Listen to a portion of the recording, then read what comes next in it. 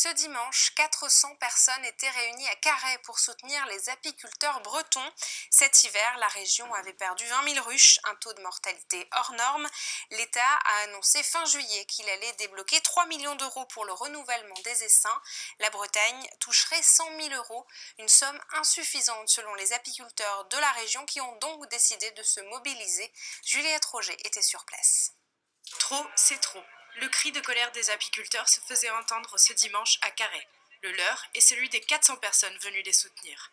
Pas d'interdiction de pesticides, des colonies d'abeilles qui continuent de mourir et des professionnels qui devront bientôt mettre la clé sous la porte. On a en fait une enveloppe qui a été accordée pour la Bretagne de 100 000 euros seulement, donc c'est vraiment très peu, enfin pour les professionnels du coup. Ça correspond à 3% du budget national, en fait, c'est ridicule quoi. On a un peu l'impression que c'est une vengeance politique de la part du ministre, parce que clairement c'est les Bretons qui ont été le fer de lance de la mobilisation des apiculteurs par rapport aux pertes magistrales de cette année. Et en plus là on est sur une aide du coup un investissement, donc c'est une aide pour racheter des essaims et puis pour repeupler le cheptel. Mais ce qu'on aurait voulu aussi c'est avoir quelque chose, une indemnité du coup à la ruche pour une compensation du coup à ce qu'on a perdu quoi.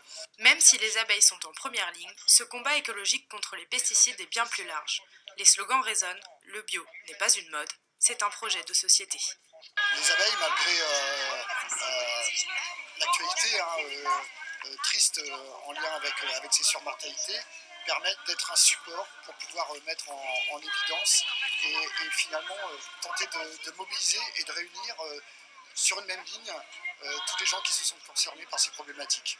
Parmi eux, les pisseurs involontaires de glyphosate. Ce collectif propose de tester l'urine des Bretons afin de connaître le taux du pesticide dans leur corps. Moi j'ai déjà fait ça avec les faucheurs, j'ai 1,15 nanogrammes par millilitre d'urine de glyphosate. Dans l'eau potable, c'est 0,1 la norme. J'ai donc 11 fois plus.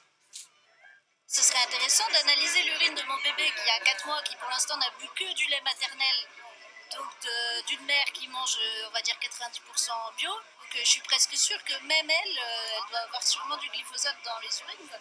Ils sont toujours là et comptent le rester. Les apiculteurs envisagent déjà, s'il le faut, de nouvelles actions.